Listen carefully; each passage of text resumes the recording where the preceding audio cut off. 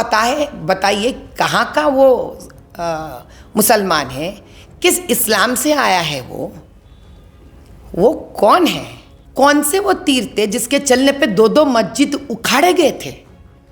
तो उस तीर के बारे में कोई बात ही नहीं करेगा, कोई मुसलमान बात नहीं करेगा। तीर का बात लेकर बिना मैनिफेस्टो के वोट मांग रहा है। अभी लोगों को ना आंख खोलना है, बुद्धि को खोलकर देखना चाहिए, क्या इसके हाथ में अपना भविष्य देना है। साहब उन्होंने हमारे लोगों को किया इतना तंग, साहब उन्होंने किया हमारे लोगों को इतना तंग, हमारे लोग भी कुछ कम नहीं, काटेंगे उसकी पतंग। तेलंगाना की धरती पर आपका स्वागत है और चुनाव की यह यात्रा हमारी पहुंच गई है हैदराबाद। और हैदराबाद का जो सबसे चर्चित चेहरा है वो हैं माधवी लता जी, भाजपा की प्रत्याशी, सबसे मजबूत दावेदार, कद्दावर नेता, ओवैसी को कड़ी टक्कर दे रही हैं, सुर्खियों में हैं, यहाँ की हीरो हैं, हीरोइन तो हैं ही, हीरो भी हैं वो। आइए हम आज उनसे बात करते हैं, हैदराबाद को लेकर के उनके क्या सपने हैं, क्या सोचती हैं, अचानक एक सामान्य कार्यकर्ता से और कैसे नेशनल फिगर बन गई हैं, हम उनसे बात करते हैं। माधवी जी, पहला चुनाव लड़ रही हैं लोकसभा का। हाँ जी। कार्यकर्ता के रूप में आपने बहुत समय दिया है समाज में, तो क्या मन में कोई खटका है? हाँ, यहाँ का व्यवस्था ज़्यादा खटकती है हमको, खास करके हैदराबाद लोकसभा पार्लियामेंट में हम जिस प्रकार से सामाजिक सेवक रह चुकी हूँ, और सामाजिक सेवा जब हम कर रहे थे कई सालों से, तो हमने देखा है यहाँ पर सिर्फ गरीबी की बात नहीं है। यहाँ पे मुझे ये समझ में आया कि 40 सालों से जिनकी राज चल रही है यहाँ पर, उन्होंने इसका गलत फ़ायदा उठा लिया है। अक्सर हम देखते हैं कि गरीबी होती है, जो हमको सब पता है, राजनीति में लोग यहाँ फंड्स खा लेते हैं, लोग गरीबी में गरीबी रह जाते हैं, प्रगति नहीं होती है। तो ये सिर्फ मुद्दा ये नहीं है यहाँ पर, मुद्दा यहाँ पे लोगों को भड़काना, अपना वोट बैंक को सुरक्षित रखने के लिए लोगों को गलत दिशा पे लेके जाना, यहाँ तक कि मजहब का बात लेने के बावजूद भी मजहब का कोई तरक्की ना होना, ये सारा देश नहीं जानता है। तो खास कर हैदराबाद लोकसभा पार्लियामेंट के बारे में जो सोच विचार उन्होंने पूरा देश को दी है वो गलत है। हिंदुओं में जो भरकर रख दिए ने वो गलत है। हालांकि हमारे जाने के बाद इतना बड़ा सच आज बाहर सारा देश में आ गया है कि उनके खुद के कौम के मुसलमान पसमंदे लोग स्वयं इनसे नाखुश हैं। ये है इसका मुद्दा। कोई डर लग रहा है कि 40 साल पुराने नेता से लड़ रही हैं? डर मैंने कभी देखा नहीं वो कैसा रहता है, आपको पता है? मुझे नहीं पता है। जो इंसान सच से लड़ता है उसको डर किस बात का? डर नहीं, डर तो असदुद्दीन को होना चाहिए क्योंकि हम सच बाहर लेके आ रहे हैं। डर तो उनको लगना चाहिए क्योंकि आज तक सच बाहर निकालने वाले आए नहीं कोई। डर हमें कतई नहीं है। राजनीति में नई हैं आप, आपने नेशनल चैनल्स पर बातचीत में कहा कि आपने टिकट मांगा नहीं, भाजपा ने आपको घर बैठे दे दिया और बड़े बड़े लोग मांगते रह गए। अभी बड़े लोग मांगे या ना मांगे इसका तो मुझे पता नहीं है, लेकिन हाँ, हमारा दिल में ये विश्वास था कि अगर मौका मिला तो हम डट के लड़ेंगे, सच्चाई को बाहर लेके आएंगे और हैदराबाद लोकसभा पार्लियामेंट को एक ऐसी भाग्य की ओर लेके जाएंगे, समृद्धि की ओर लेके जाएंगे हमारे नेता प्रधानमंत्री जी की, मोदी भाई के नेतृत्व में। हमको ये मौका जब मिला है, हम भी आम जनता के साथ बैठ कर देख रहे थे। लोग इसमें राजनीति देख रहे हैं कि आपने कहा कि मैंने टिकट ही नहीं मांगा।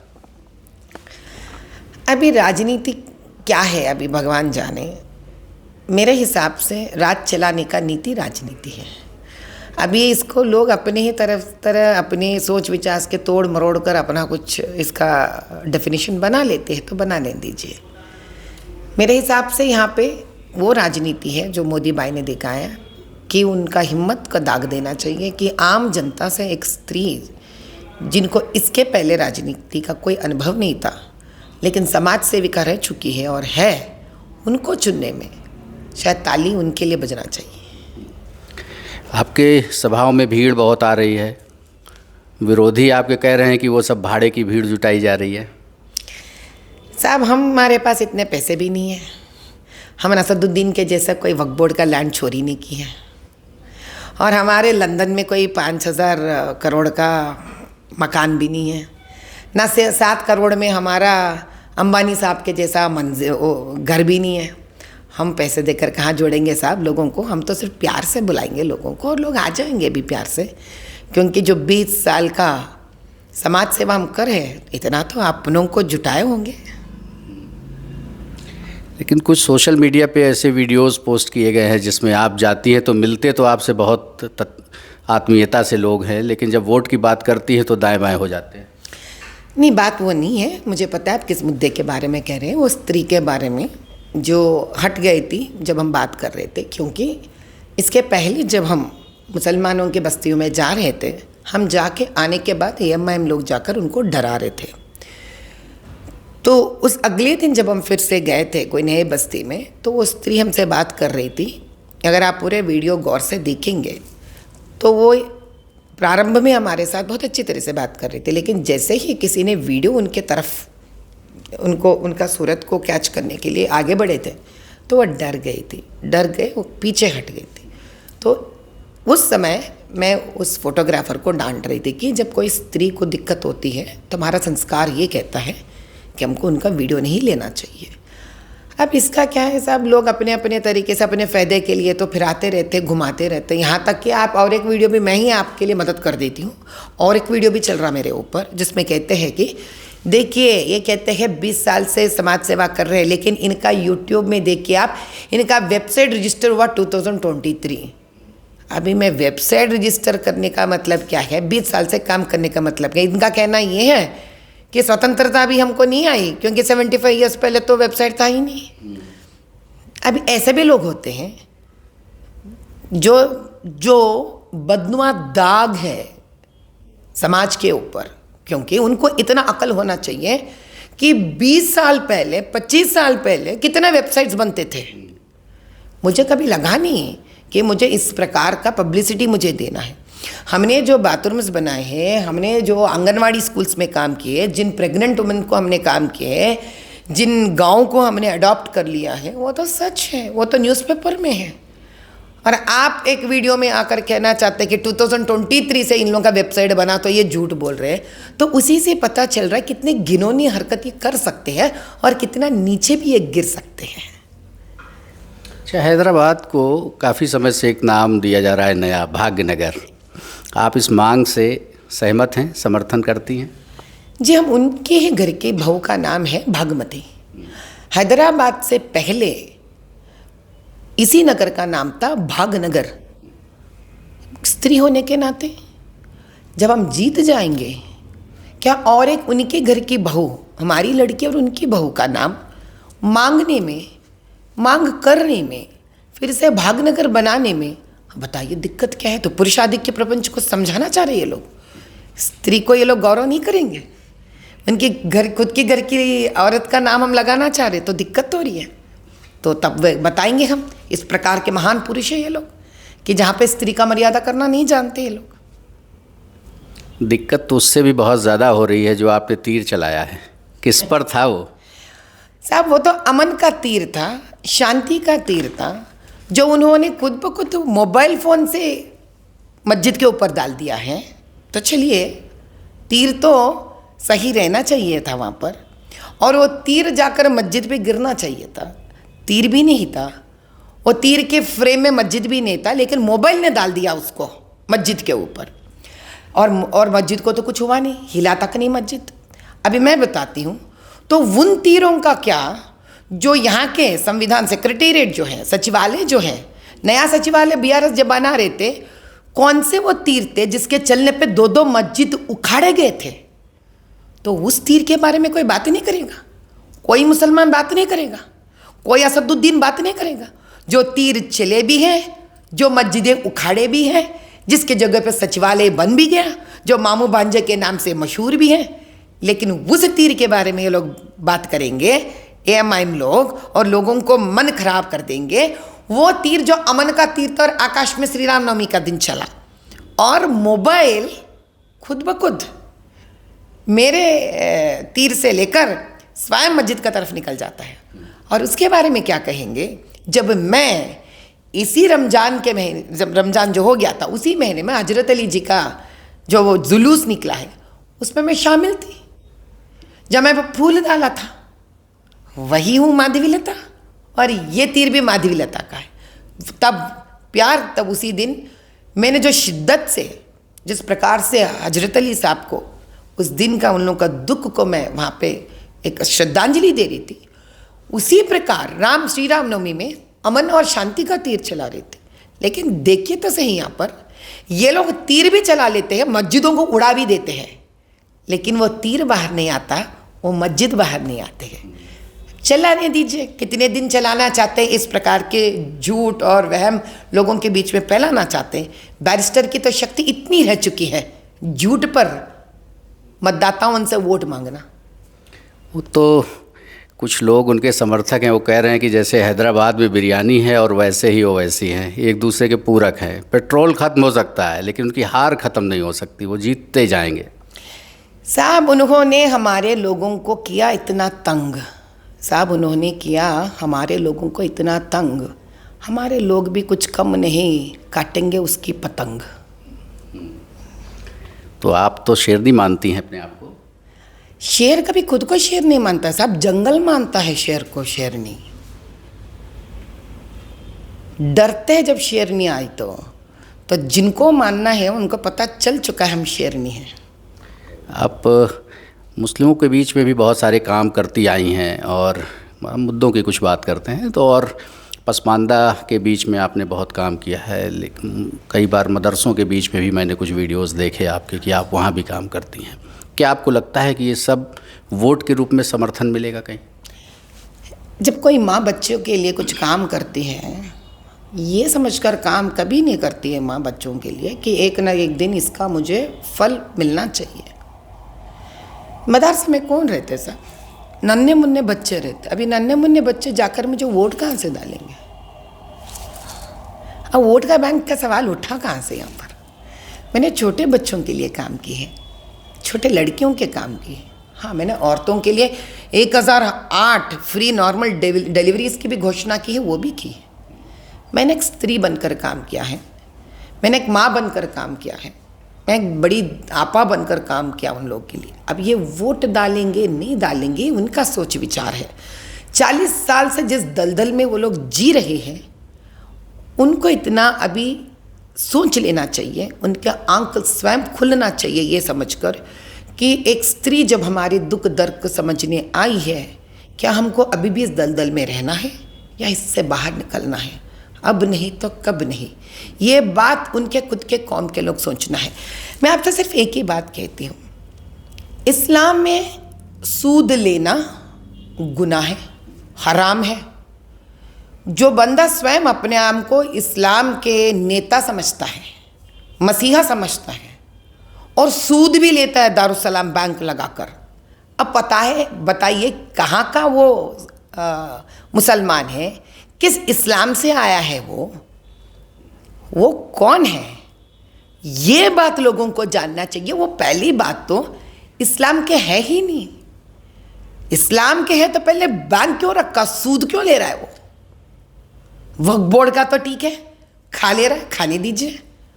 सूद के बारे में तो बहुत कठिन शब्द दिया गया है कुरान में, ये कहाँ से हुआ? तो फिर वो किसी मुसलमान का मसीहा नहीं है, वो डर पैदा रखे, दबा के रख चुके हैं मुसलमानों को, खास कर पसमंदों को कि अगर हम नहीं हैं आपको इस देश से भगा देंगे।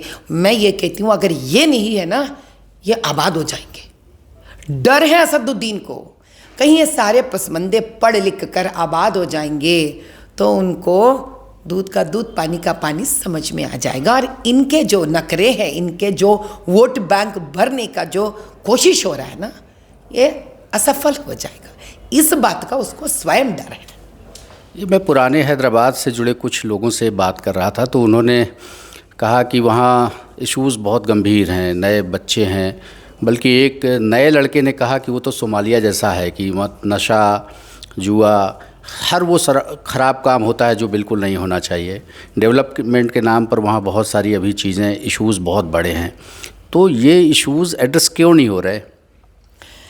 ये इश्यूज जितने होंगे वहाँ पर उतने ही वो पीछे रह जाएगा, और जितना पीछा वो रह जाएगा उतना कम हम सब लोग उस लोकसभा के बारे में बात करेंगे, सोचेंगे। अभी मैं आपके खुद के चैनल से ये सवाल पूछती हूँ, 40 सालों से आपने कभी आया यहाँ पर किसी का इंटरव्यू लेने हैदराबाद लोकसभा पार्लियामेंट के बारे में? आज क्यों आया? इसीलिए कि क्योंकि कोई महिला ने ठहर कर इस कॉन्स्टिट्यूएंसी के बारे में सारा देश में बात करने लग गई है। ये नहीं चाहिए उसको, क्योंकि जितना पीछे रह जाएगा वो कॉन्स्टिट्यूएंसी उसका मनमानी उतना ही चलेगा। जितना पीछे रह जाएगा वो कॉन्स्टिट्यूएंसी उतना ही वहाँ के गरीब और गरीब ही रह जाएंगे। एक गरीब को डर के अलावा क्या रहेगा साहब? अब बताइए, सबसे ज़्यादा डरने वाला कौन है इस दुनिया में? गरीब, बच्चा, बेसहारा, महिला, तीनों तो है वहाँ पर, और तीनों के ऊपर राज चला रहा है। बस बना रखा है अपने राज्य को, प्यार से नहीं, डेवलपमेंट से नहीं, लेकिन डर से बर्बाद कर कर अपने राज्य बना के रखा है वहाँ पर। जब हम ये सारे मुद्दे बाहर निकाल रहे हैं, तीर के अलावा उसके पास है क्या बात करने के लिए? लगता कहीं एक बैरिस्टर पढ़ा एक पुरुष के बात का जैसा लगता है? कोई स्टैंडर्ड है? अरे मुद्दा तो उठाओ कुछ ना कुछ। 40 साल से तुम थे वहाँ पर, किए क्या तुम लोगों के लिए? कुछ नहीं बचा। उनके पास एक ही मुद्दा है भाई, तीर का मुद्दा। कहीं सुना है बिना मैनिफेस्टो के एक आदमी इतने बड़े बड़े बातें करता है? एक आदमी बैरिस्टर है, तीर का बात लेकर बिना मैनिफेस्टो के वोट मांग रहा है।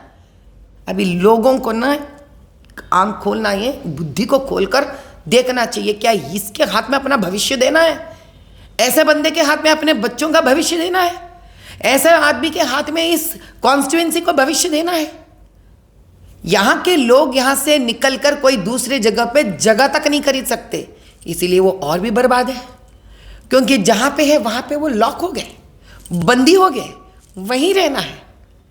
इस डर से 40 साल से मरने से अच्छा है एक बार हिम्मत कर कर बाहर निकल लें और तकदीर बदल लें। जब हर कोई अपने राजनीतिक विरोधी की ताकत और कमजोरी जानता समझता है, अध्ययन भी करता है, पूछता भी है, आपने भी किया होगा।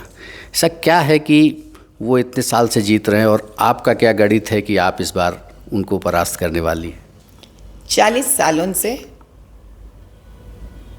उनका रिश्ता यहाँ का संविधान से, यानी कि बीआरएस रहने दीजिए, इसके पहले के कांग्रेस रहने दीजिए, अब की कांग्रेस रहने दीजिए। जिस प्रकार से उन्होंने मस्जिदों को भी तोड़ा है, दरगाहों को भी तोड़ा है, मंदिरों को भी तोड़ा है, ज़मीन हड़प लिया है, शमशानों को भी तोड़ा है, वहाँ पे भी अपार्टमेंट्स बना लिए हैं, शाहनवाज जैसे लोगों से हाथ मिला लिया जिनके ऊपर ईडी राइड्स होते हैं, आईटी राइड्स होते हैं, जो गलत धंधे करते रहते हैं, जिनके कार्स लेकर ये फिरते रहते हैं, जिनके पास 2-2 पिस्तलें रहते हैं, फिरते रहते हैं। सर मैं एक बात बताऊँ आपको, मज़े की बात। आपने कभी मोहम्मद पहलवान का नाम सुना है? इनके साथ ताल्लुकात थे, अच्छे बंदे, अच्छे इंसान है वो। पहलवान बोलते पुराने ज़माने का अखाड़े के पहलवान थे वो। जो अकबरुद्दीन के ऊपर उनके बेटे ने शूट किया, कहते हैं ना, है ना, तो शूट किया तो उस दिन टी शर्ट पहने थे अकबरुद्दीन। शूट करेंगे तो टी शर्ट के अंदर एक दाग, एक छेद बनना चाहिए ना सर, एक छेद तो बनना चाहिए था। अगर आप में से किसी को हिम्मत है, वो तो प्रिजर्व करते हैं ना, बाहर निकालने बोलिए वो टी शर्ट को जिसके अंदर गोली ही नहीं है। एफआईआर भी दर्ज है कई सालों के पहले, इसके ऊपर दबा दिया गया है, कोई गोली वोली नहीं चली उसके ऊपर। ऐसा है यहाँ का लोग, इतना ये लोग मिलजुलते हैं इन लोगों से। तो जो भी आज तक पोलिंग के दिन पर इनके काले करतूते कारनामे हो चुके हैं, नन्हे मुन्ने लड़कियों के लिए क्या कर वोट डलवाना, पुरुष बुर्का पहनकर आना। सबसे बड़ी बात तो ये है भाई साहब, 5 बजे को जब पोलिंग बंद हो जाना चाहिए, या 5:30 बजे को, या 3 बजे को आ जाते हैं। कितने लोग? एक 200, 300, 400 लोग आ जाते हैं उस वक्त पूरे बुर्का पहनकर। अब किसके पास वक्त रहता है? अब 400-300 लोगों का बुर्का उठा के देने का टाइम नहीं रहता किसी के पास। और ऊपर से लेडीज़ को रखते भी नहीं ये लोग। अब देखिए इनके ताल्लुकात ऐसे रहते हैं यहाँ का लोकल गवर्नमेंट से, कि कोई लेडी को डिप्लॉय ही नहीं करते। अब 1944 पोलिंग बूथ्स में तकरीबन 1125 माइनॉरिटी बूथ से, बताइए तो ये लोकसभा पार्लियामेंट को पहली बार आप सेंसिटिव कॉन्स्टिट्यूंसी डिक्लेयर करना चाहिए। देश में ये चौथा या पांचवें नंबर पे है। आप जब पूरे वेस्ट बंगाल को आप अनाउंस कर चुके हैं, एक ऐसा कॉन्स्टिट्यूंसी जहां 40 साल से कोई जीतते आ रहा है और बार बार लोग कंप्लेंट करते आ रहे हैं, पड़ा नहीं किसी को इसको पहले डिक्लेयर करवाने के लिए। एक बार डिक्लेयर करके तो देखिए आप, पैरामिलिट्री को डाल के देखिए आप, सेंट्रल गवर्नमेंट का कहीं कहीं एम्प्लॉइज को यहाँ पे प्रिसाइडिंग ऑफिसर्स बना के देखिए आप, पुलिस को हटा के देखिए आप, लेडीज को लगा के देखिए आप, तब बोलिए साहब, तब बोलिए जंग कौन सा है, न्याय का जंग, धर्म का जंग, सच्चाई का जंग, तब मानेंगे हार और जीत। आप आपके मनमानी के जैसे घर में बैठे हैं, आप ही बैटिंग कर रहे हो, आप ही बॉलिंग कर रहे हो, आप ही फील्डिंग कर रहे हो, आप नंबर लिख ले रहे हो, चक्का ये मेरा, 4 ये मेरा मैन ऑफ द मैच खुद का टाइटल दे रहे हो, कब खुद ही बना रहे हो, ले रहे हो। ये कौन सी जंग हुई, ये कौन सी बड़ी जीत हुई? वो किसके राजा है, कैसे राजा? और एक औरंगजेब है साहब, इस वन मोर बड़ी औरंगजेब। आप लगा के तो कोई ऐसा पोलिंग रेडी है, हम तैयार हैं। ये तो इलेक्शन कमीशन से आपने मांग करनी चाहिए। हमने की है मांग, लेकिन दिक्कत तो इस बात की है, सेंट्रल इलेक्शन कमीशन जो India election commission of India है, वो किसके ऊपर निर्भर है, आधार किसके ऊपर है? स्टेट के इंफ्रास्ट्रक्चर पे है। अब हमने ये बात सोचिए आप, इलेक्शन के पहले ये लोग यहाँ के गवर्नमेंट से काम करते हैं, इलेक्शन के बाद यहाँ के लोगों से काम करते हैं, इलेक्शन के दरमियान ये लोग कैसे समझते हैं आप कि एक न्यायबद्ध का काम करेंगे? इसके लिए आपको क्या करना पड़ेगा, यहाँ का लोकल इंफ्रास्ट्रक्चर को नहीं, आप क्रॉस करना चाहिए स्टेट टू स्टेट। इलेक्शन के टाइम पे आप यूपी के लिए क्या किधर डालिए, देखते किसका मजाल है ये करने के लिए। आप 2 मंथ्स डिप्लॉय करिए उनको यहाँ पर, हैदराबाद का लेकर कहीं दूसरे जगह डाल दीजिए तेलंगाना को। अरे आप कैसे यकीन कर सकते हो? डबल इंजन का सरकार भी तो नहीं है हमारे लिए यहाँ पर, कई सालों से यहाँ पर भाजपा का भी सरकार नहीं है। अब आप बताइए क्या इंटरेस्ट है? और एक इलेक्शन कमीशन ऑफ इंडिया जो एक टीम है 30 स्टेट्स कैसे मैनेज कर पाएगी? आज मैं आपसे एक सवाल पूछती हूँ, आम जनता को जो समझ में आती है, मेरा एक स्कूल है तो मेरे स्कूल में मेरे 10th क्लास के आप लगा दो भाई एग्जाम्स, मेरे टीचर्स को इन्विजिलेटर्स लग दोगे यहाँ पर? है ऐसा कोई रूल?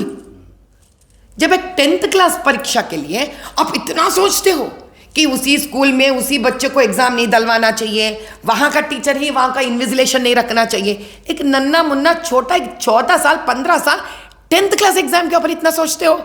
और देश की तकदीर को बदलने वाली एक कॉन्स्टिट्यूएंसी में आप जब जानते हो इतना गड़बड़ है, आप वहां के लोगों को लेके आकर आप वहीं पे इन्विजिलेट करवाते हो आप। तो आपको क्या लगता है कि इसमें जो आप इशारा कर रही हैं कि कांग्रेस से मिली भगत है इनकी? इशारे की क्या जरूरत है साहब, सीधा साधा जवाब देंगे हम। इशारा उतना डर रहे कौन? यहाँ पर मिले हुए हैं, बखूबी मिले हुए हैं। नहीं तो ऐसा एक क्या बोलते कठपुतली को तोड़ी ठहराते हैं कांग्रेस वाले। अभी देखिए पहले 16 सीट में ठहरना था असदुद्दीन को, अब जाके सिर्फ 3 सीटों के क्यों ठहरा? मिल गया ना दोनों। कौन किसका बी टीम है साहब? अब बोलने वाले बकवास बोलते रहते, कौन किसका बी टीम हुआ? अब कांग्रेस को मदद करने के लिए पूरे मुसलमान, इनके जो भड़काऊ भाषण में ऐसे मुसलमान रहते हैं, ये बच्चे पढ़ते लिखते नहीं हैं, भड़काऊ में आ जाते हैं, फोन लेके जाके मस्जिद को दिखाता और मस्जिद मान लेते हैं ये लोग। तो समझ लीजिए इनका दिमाग कितना कम चल रहा है, पढ़े लिखे रहते हैं। अब यही बात कोई डॉक्टर, इंजीनियर, कोई लॉयर मुसलमान को जाके पूछिए, क्या माधवी जी ने तीर मस्जिद पे चलाई? मैं 100% बताती हूँ, वो बताएगा अरे छोड़ो साहब कहाँ चलाई, वो लोग इनके गड़बड़ है, ये लोग ऐसे ही करते, बोल के निकल जाता है पढ़ा लिखा मुसलमान। ये जाहिल मुसलमान ही कह सकता है नहीं हमारे मस्जिद पे डाले, ये डाले, वो डाले। अगर उसी मुसलमान को अब समझो, अरे बच्चा इसी ने वो तीर मैंने नहीं चलाई रे बेटा, ये तीर उसने खुद सेक्रेटेरिएट के अंदर से जो पुराने 2 मस्जिदों पे चला के उड़ा भी दिया इसने, फिर भी ये सोचता है।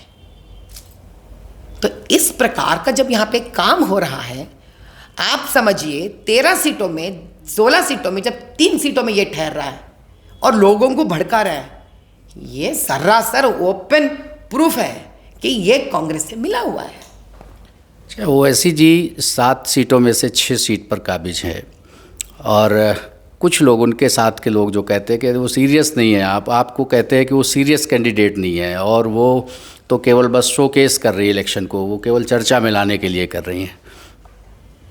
ये बातें जो बोलते हैं ना, ये इनके चमचे हैं, ये इनके चमचे हैं।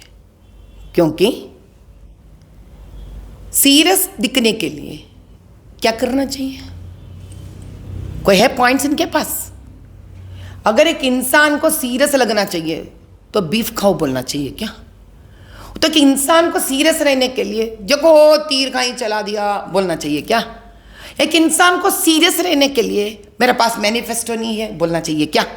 एक इंसान को सीरियस रहने के लिए अम्मा मेरे को मस्जिद के नाम पे वोट दे दो अम्मा बोलना चाहिए क्या? एक इंसान को सीरियस रहने के लिए 33.3 रिजर्वेशन औरतों को नहीं देना बोलना चाहिए क्या? एक इंसान को सीरियस रहने के लिए इंस्टेंट ट्रिपल तलाक नहीं निकालना बोलना चाहिए क्या? एक इंसान को सीरियस रहने के लिए यूनिफॉर्म सिविल कोड नहीं लाना चाहिए बोलना क्या? एक इंसान को सीरियस रहने के लिए बाहर के इस्लामी देशों से आने वाले मुसलमान को अंदर लाना चाहिए बोल के धरना करना क्या? क्या करना चाहिए इंसान को सीरियस रहने के लिए? अब उन्हें ही जाने, हम तो ना जाने। अच्छा, मोदी जी 30 को सुन रहे हैं कि आ रहे हैं यहाँ पर कुछ प्रोफेशनल से बात करने के लिए। आपने भी कोई सभा रखी है क्या या कोई और बात यहाँ? वो हमारे पिता समान हैं, वो अच्छी तरह से जानते हैं क्या करना चाहिए, क्या बात करना चाहिए। हम तो बहुत छोटे हैं, हम तो बहुत नए हैं, बस हम उनके आज्ञा लेकर आगे बढ़े हैं। फिलहाल हमारे दिमाग में और हमारे सामने एक ही मुद्दा है, असदुद्दीन को उखाड़ के फेंकने का, उसका पतंग काटने का, फाड़ने का। जो मजहब के नाम पर जो दरार लेके आ रहा है, उस दरार को हमेशा के लिए ख़त्म करने का। औरतों के लिए, पसमानदा मुसलमान के लिए, गरीब हिंदू के लिए, एससी के लिए, एसटी के लिए, दलितों के लिए, सब के लिए काम करना। इसके अलावा मोदी भैया आ रहे हैं यहाँ पर, तो उनका जो हमारे प्रति कुछ कहना है, कुछ बोलना है, तो वो देख लेंगे। नहीं, एक जनसभा करना अलग बात है और प्रोफेशनल से बात करना थोड़ी अलग बात है। जैसे कि वो अलग अलग टेक्नोक्रेट से बात कर रहे हैं, कोई यूट्यूबर से बात कर रहे हैं, तो यहाँ क्या आपने कुछ ऐसी स्ट्रेटेजी, अपनी पॉलिटिकल स्ट्रेटेजी ऐसी कुछ बनाई है क्या? जैसे 3 और 4 मई को भी सुन रहे हैं कि यहाँ रहेंगे, वो अलग अलग तेलंगाना में रहेंगे अलग अलग सीट्स पर। आपके यहाँ कब रहने वाले हैं? अभी तक तो मेरे को कुछ संदेशा खास कर मिली नहीं है। जब संदेशा मिल जाएगी तो हम भी उसकी व्यवस्था कर देंगे। तो फिलहाल तो हम सबसे राजनीति में छोटे हैं, तो हमारे बड़े भी हैं यहाँ पर, उनकी क्या आज्ञा होती है उस हिसाब से हम आगे बढ़ते हैं। चलिए माधवी जी, बहुत बहुत धन्यवाद कि आपने बहुत सारे मुद्दों पर बहुत सारी खुल के अपनी राय रखी। धन्यवाद। अगर आप ये वीडियो YouTube पर देख रहे हैं तो हमारे चैनल को सब्सक्राइब करें और बेल आइकन को दबाना ना भूलें। अगर आप Facebook पर ये वीडियो देख रहे हैं तो हमारे पेज को लाइक करें।